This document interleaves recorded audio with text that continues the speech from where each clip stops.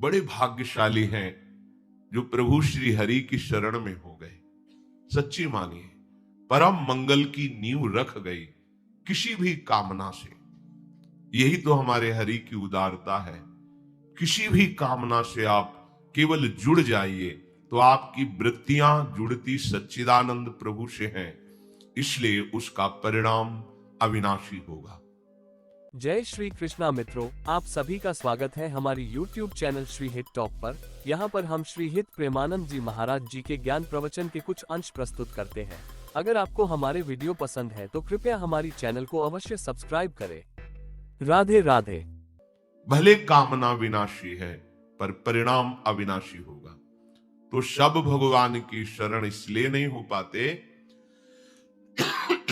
कामना के द्वारा उनका ज्ञान अपहृत हो गया है और वो भगवान को भी एक अच्छा मनुष्य भर मानते हैं।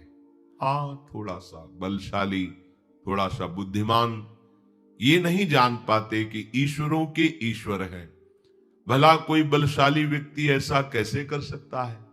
विचार कीजिए, लाखों गायें हैं ब्रजवासियों की, बाबा की ही कई लाख गायें, नंद बाबा की और उपनंद आदि और भी ब्रजवासियों की लाखों की, 1 लाख नहीं, लाखों की संख्या में गायें हैं और शास्त्रों की संख्या में सब सखाजन हैं, गोपगण हैं और ब्रज 84 कोश भूमि चिदानंद है।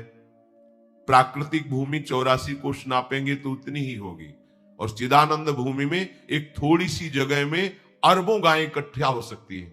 ये चिदानंद भूमि का प्रभाव होता है। ये बुद्धिगत नहीं, छोटी सी जगह दिखाई दे रही लेकिन अरबों गायें उसमें आ जाएंगी और जगह कम नहीं होगी। अब सब गायें, गोपगण, सखागण जंगल में गाय चरा रहे थे। अचानक बांस के घर्षण से आग लग गई। इतना आग लगी कि चारों तरफ से वायु के प्रवाह से घिर गए गाय, बछड़े, सखा, गोपगण। सबने प्रभु को पुकारा क्योंकि सबके आश्रयदाता श्री कृष्ण है। हे कृष्ण, हम इस दावानल से भस्म हो रहे हैं, आप केवल आप ही बचा सकते हो। बड़ी बड़ी लपटें जंगल में और वायु के प्रवाह से चारों ओर से आग दौड़ती आ रही। भगवान ने एक शब्द कहा, तुम सब अपनी आंख मूंद लो। आंख मूंद लिया, बस अपने मुंह में पी गए सारी आग, ऐसे कि पूरी आग मुख में आ गई। ब्राह्मणोष मुखमाशीत, जो भगवान के मुख से ब्रह्म रूप वेद प्रकट हुए, ब्रह्म भाव से युक्त ब्रह्म ऋषि प्रकट हुए, वहीं भगवान के मुख से अग्नि का भी प्रादुर्भाव है। मानो भगवान ने अग्नि के प्रादुर्भाव स्थान में स्थापित कर दिया, ऐसे किया, मुख में अग्नि आ गई। ये कोई व्यक्ति कर सकता है? भगवान अग्निदेव प्रचंड रूप दावानल के रूप में है और एक क्षण में 9 किशोर अवस्था वाले प्रभु श्री कृष्ण उस अग्नि को पी गए। देखा कि शांत एकदम अग्नि, सब सखागना। एक बार ऐसे और मुंजा टबी में आग लग गई, मूंज के वन में। सबने पुकारा, भगवान ने कहा आंख मूंद लो, घबराओ मत। दूसरे ही क्षण में सबने देखा वंशीवट की छाया में विराजमान है। योग माया अचिंत शक्ति संपन्न है, जो भगवान की एक शक्ति है, ऐसे अनंत शक्तियों से संपन्न भगवान है। काली दह का एक बूंद पानी भी कोई पी ले तो तत्काल मर जाएगा, ऐसा विषैला जल था। बहुत बलशाली कालिया नाग अपने परिवार सहित रहता था। भगवान ने देखा कि प्यास से पीड़ित होकर के गोपगण और गौवें, बछड़े सब जल पिए मर गए। जल का ऐसा प्रभाव विषैला था। इतना वर्णन है कि ऊपर से अगर पक्षी निकल जाए तो मरकर नीचे गिर जाता था। ऐसी विषैली धूम निकलती थी काली दह से, क्योंकि कालिया नाग बहुत बड़ा विषधारी था। गरुड़ से टक्कर लेने की सामर्थ्य रखता था, पर उनके पंखों के प्रहार से भागकर यहां आया था और जानता था कि यहां गरुड़ का प्रवेश नहीं है, इसलिए काली दह में निश्चिंत होकर रहता था। यदि हमारे प्रभु मनुष्य हैं तो जरा देखिए, कूद गए काली दह में, एक बूंद पानी किसी भी व्यक्ति को मार सकता, चाहे जितना बलशाली हो। और जा करके सब इस लीला को जानते हैं, ललकारा कालिया को। कालिया ने जो ही देखा, हमारे वास स्थान पर आकर कोई ऐसे स्वतंत्र जल केली कर सकता है, हमें ललकार सकता है, नागपाश में बांध लिया। ये नागपाश ऐसा भयानक है कि प्रतिक्षण मृत्यु जनित कष्ट देते हुए उसे मार देता है, हर नस नाड़ी को चूर चूर कर देता है। पर अमित बलशाली भगवान श्री कृष्ण के शरीर में उसी को पीड़ा होने लगी, नागपाश छोड़ करके खड़ा हो गया और विचार करने लगा, आज तक तो कोई ऐसा नहीं जो मेरे नागपाश में बंद कर भी बलशाली बना रहे, लेकिन यहां तो मेरा ही नागपाश मुझे ही कष्ट देने लगा। फटने लगा उसका शरीर जैसे ही भगवान को जकड़ने की कोशिश की। भगवान उसके फड़ों पर ऐसे हाथ रखकर छलांग मारी और ऊपर उसके सिर पर जाकर के नृत्य करने लगे। देवता गंधर्व जो संगीत विशारद जन है, सुंदर संगीत बजाने लगे। नटवर नागर उनके फणों पर नृत्य कर रहे, जो फण नहीं झुकाता रौंद देते अमित बलशाली श्री कृष्ण। अब विष की जगह खून निकलने लगा, प्राण व्याकुल हो गए। तब उसने हृदय से भगवान हरि को पुकारा, कालिया ने। अब ये नहीं जानता कि अमित बलशाली श्री हरि ही उसके फणों को कुचल रहे हैं। नागपत्नियों ने प्रार्थना की, भगवान नीचे उतर कर आए और कहा, यहां से जाओ रमणक द्वीप, अब मेरे चरण चिन्हों से युक्त हो गया है तुम्हारा शरीर, अब गरुण तुम्हें बिल्कुल विक्षेप नहीं पहुंचाएंगे, सुखपूर्वक रहो, पर ब्रज की सीमा के अंतर्गत नहीं। ये हमारे भोरे भारे ब्रजवासी जनों को किसी भी तरह का कष्ट हो, ये मुझे बर्दाश्त नहीं। परिवार सहित छोड़कर, ये मनुष्य है। छठी का दिन है, अभी 6 दिन के लालजू हैं। भयानक बलशाली देवता भी कांपते हैं, जिससे ऐसी पूतना हलाहल विष लगा करके कंस से वादा करके कि एक नंदन क्या पूरे ब्रजवासियों के 10 दिन के बालकों को मार के अभी आती हूं। भगवान ने पहले ही विचार कर रखा था कि अगर ये अन्य जनों के पास जाएगी तो हमारे सखाओं को हानि पहुंचाएगी। सीधे आकर्षण किया, उसका विचार बदला कि पहले ब्रज के मुखिया नंद बाबा के घर से ही शुरू करते हैं। ऐसा सुंदर रूप बनाया कि लक्ष्मी भी मोहित हो जाए। यशोदा मैया रोहिणी जी ने देखा कि लगता है साक्षात सौंदर्य समुद्र लक्ष्मी जी आ रही हैं, क्योंकि हमारे घर लालजू पधारे हैं, तो बड़ी कृपा हुई, ये आशीर्वाद। कोई कुछ उसको टोका नहीं, इतना सुंदर रूप बनाया। और सीधे इशारे से पूछा, कहां है लालजू? इशारा कर दिया। लालजू ने आंख मूंद ली। आज छठी का दिन है और हमें जहर पिलाने आ रही है। आंख मूंद ली प्रभु ने कि हमारी दृष्टि पड़ने पर कोई कुभाव वाला रह जाए, ऐसा तो नहीं। इसलिए दृष्टि को रोक लिया कि तू अपने भाव पूर्ण कर ले। आइए, प्रभु को गोद में उठाया और अपने भयानक हलाहल विष लगे हुए स्तनों को प्रभु के मुख में दे दिया। करुणा समुद्र है प्रभु, देखो आई है मारने।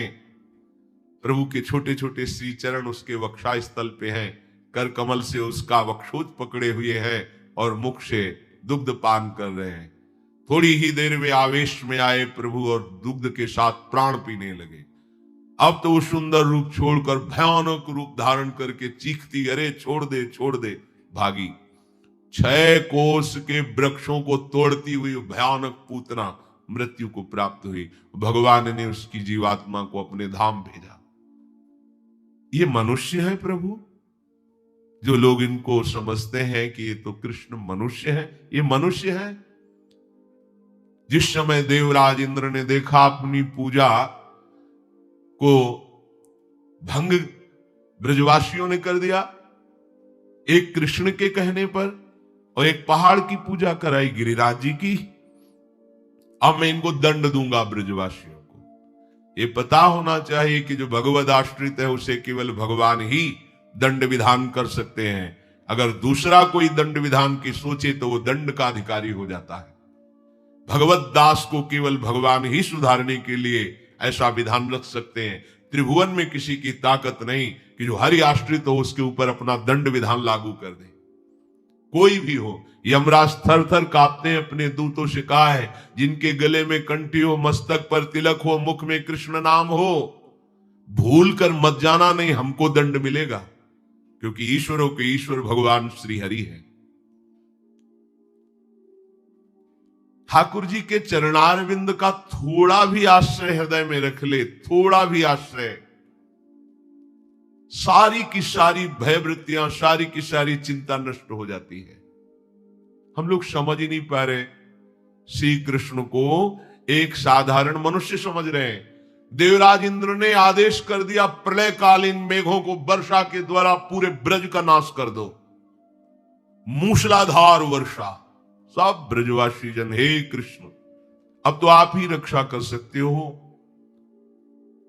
21 किलोमीटर के गिरिराज महाराज खेल खेल में ऐसे उठा लिया, ऐसे 7 दिन 7 रात्रि तक ऐसे संपूर्ण ब्रजवासियों को सुखपूर्वक अपने दर्शन से ऐसा अमृत बरसा रहे थे। न किसी को भूख लगी, न किसी को प्यास लगा, न किसी को किसी भी तरह की अन्य क्रियाएं करने की सोच, लघु शंख, किसी को कुछ, सब मंत्र मुग्ध श्री कृष्ण रूप में खोए हुए हैं, मानो सब समाधि भाव को प्राप्त है। और आश्चर्य, चारों तरफ श्री कृष्ण को सब ब्रजवासी जन घेरे हुए हैं और सबके सन्मुख प्रभु है। अगर चारों तरफ कोई, तो एक दिशा में ही तो प्रभु का मुख होगा, पर ऐसा नहीं, संपूर्ण ब्रजवासियों को श्री कृष्ण अपने सामने दिखाई दे रहे हैं, उनकी रूप माधुरी का पान करते हुए 7 दिन तक न किसी को भूख, न प्यास, न निद्रा, न कोई अन्य क्रिया की आवेग, सब रूप माधुरी में डूबे हुए। ऊपर से वर्षा, एक बूंद पानी गिरिराज जी के नीचे नहीं गया। हार गया देवराज इंद्र आकर चरणों में। ये मनुष्य है श्री कृष्ण, विचार करो।